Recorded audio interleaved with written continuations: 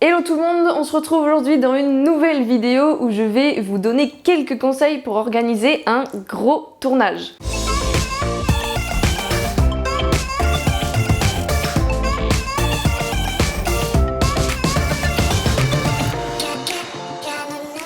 En ce moment, chez Newsprod, on a de plus en plus de gros projets qui demandent énormément de préparation en amont et la préparation, ça passe par plein de petites étapes et plein de documents et de petites astuces qu'il faut mettre en place pour être le plus organisé possible et le plus efficace possible au moment du tournage. C'est pourquoi je voulais revenir avec vous sur les étapes que nous on applique chez Newsprod quand on fait un gros tournage. Ce qu'il faut savoir, c'est que la préparation des tournages, finalement, c'est, allez, 70% du projet.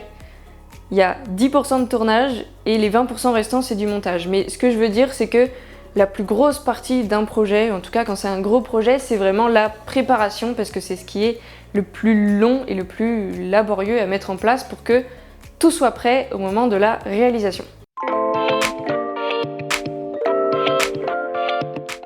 La première chose à faire quand on a un gros projet, c'est évidemment de valider le cadre contractuel et tarifaire avec le client, c'est-à-dire savoir exactement le budget que vous avez pour réaliser ce projet et également émettre les conditions tarifaires de ce qui va s'ajouter au fur et à mesure. Je pense notamment à du casting, à monter une équipe, aux éventuellement frais de décor, de location, de lieu de tournage, etc.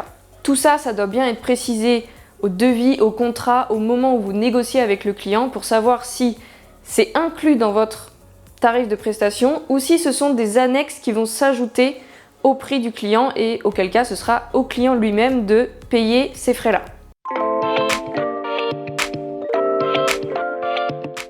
Une fois que le projet est validé avec le client, la première chose à faire, c'est de constituer une équipe, savoir qui va réaliser, qui va cadrer, qui va faire le son, qui va faire le montage, qui va faire la régie éventuellement, qui va produire. Tout ça, ça dépend de la grandeur et des moyens de votre projet. C'est quelque chose qui se définit au tout début puisque ça va ensuite découler des conséquences sur les tâches de chacun par la suite. Donc constituer une équipe, bien sûr, il faut s'entourer de gens que vous connaissez, dont vous appréciez le travail, qui rentrent dans votre budget. Tout ça, bien sûr, c'est logique. Petit point administratif, si c'est vous qui devez les embaucher, si c'est inclus dans votre tarif de prestation, attention à bien savoir si votre équipe, si les personnes constituant votre équipe ont soit un statut d'entrepreneur ou s'ils sont intermittents, auquel cas ça va pas être le même mode de rémunération et c'est très important de se renseigner avant pour savoir comment vous allez payer votre équipe.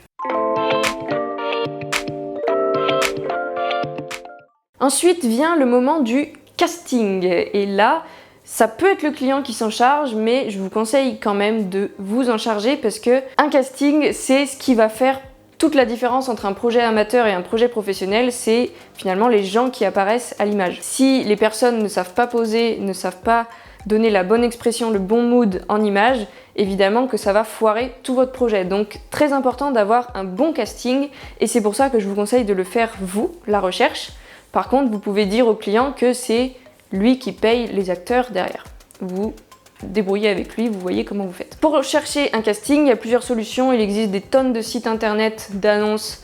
Il y a tous les réseaux sociaux, bien sûr. Il y a aussi votre réseau à vous, votre entourage, que vous pouvez contacter pour avoir des pistes.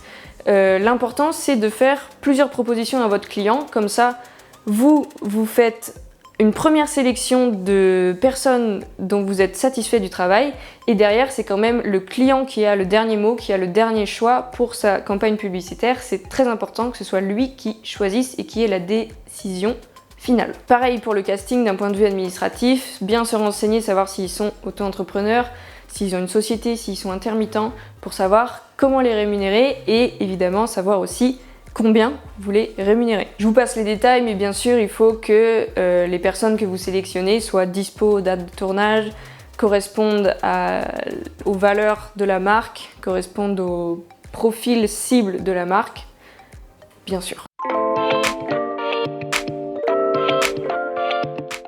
Ensuite vient le moment des repérages. Très important de faire des repérages pour savoir où vous allez shooter parce que c'est aussi l'endroit, le lieu qui va faire toute l'atmosphère et tout l'univers de votre projet.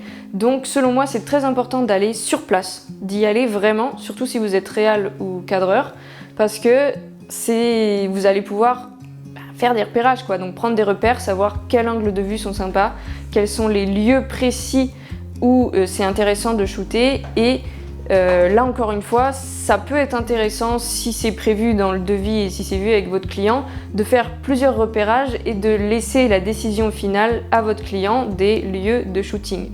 Comme ça permet aussi d'impliquer votre client dans le projet et de vous de pas être tout seul à galérer à préparer le projet. Ça l'implique, il est au courant de tout, il est content de prendre des décisions pour son projet, donc tout le monde est ravi. L'étape suivante, une fois que vous avez votre équipe, votre casting et vos lieux de tournage de shooting, ça va être de valider avec le client le concept général, la direction artistique, appelez ça comme vous voulez.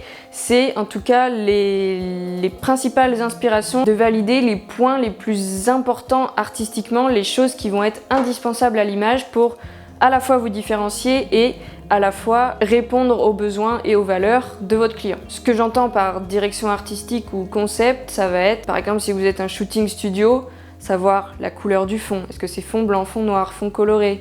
Est-ce qu'il va y avoir des accessoires? Est-ce que c'est en gros la globalité de ce qu'il va y avoir dans ce tournage, ce shooting?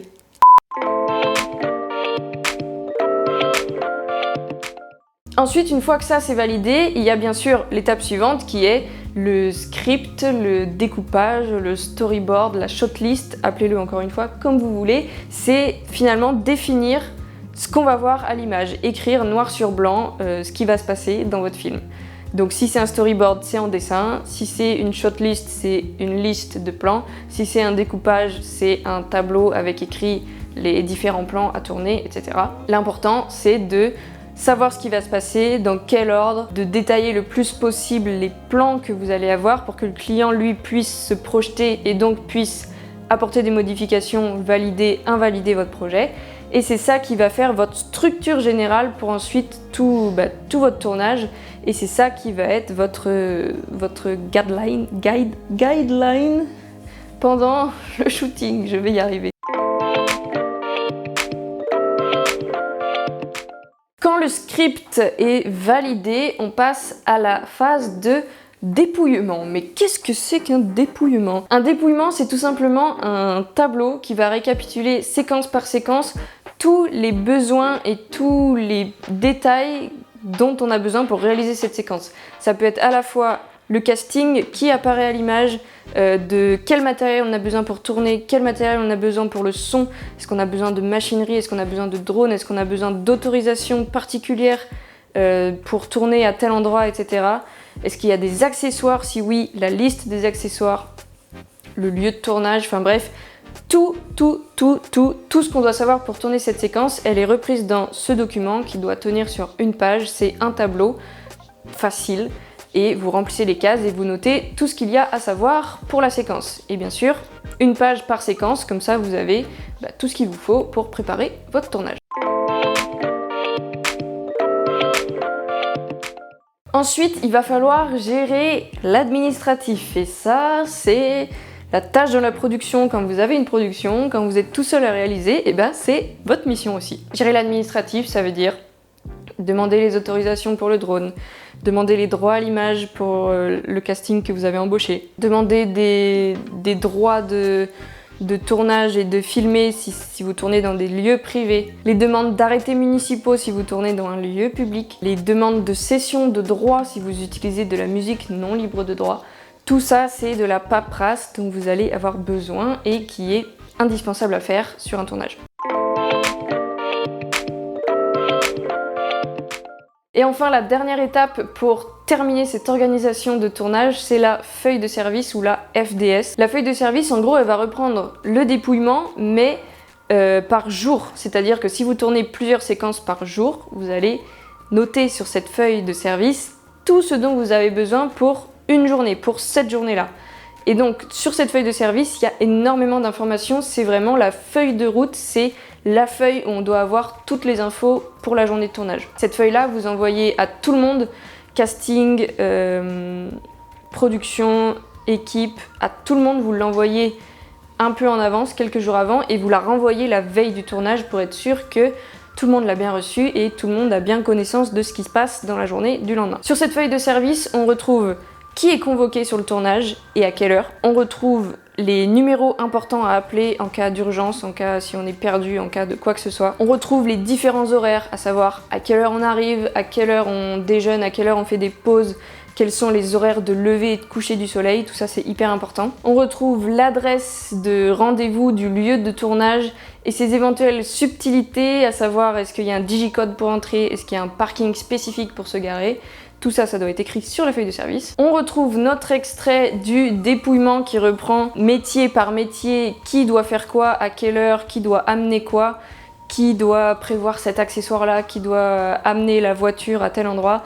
Tout ça, c'est écrit dans la feuille de service. Et enfin, à la toute fin, il y a le PDT, le plan de travail. Donc l'extrait du plan de travail de la journée. Un plan de travail, c'est quoi? C'est tout simplement l'ordre dans lequel on va tourner les plans et les différentes séquences avec tout le détail du plan, à savoir quelle caméra on met, le résumé de ce qui se passe à l'image, le numéro du plan, enfin bref. Tout ça, c'est écrit dans la feuille de service, ça permet d'avoir une bonne feuille de route pour savoir qui fait quoi à quel moment dans la journée, et sur un gros tournage, c'est juste méga important.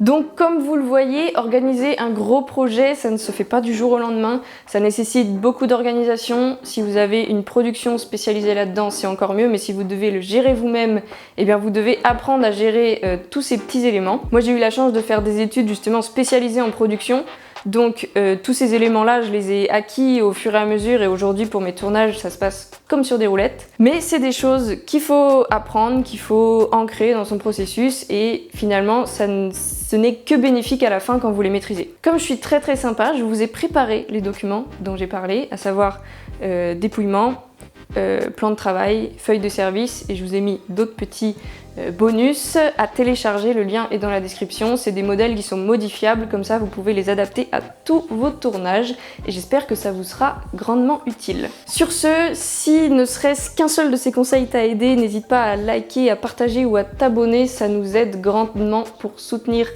la chaîne. C'est encore mieux quand je bégaye pas, mais ça c'est pas toujours gagné.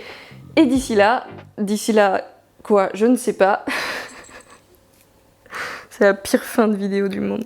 Et sur ce, je te dis à la semaine prochaine, mardi 18 h. N'oublie pas de déclencher l'émotion.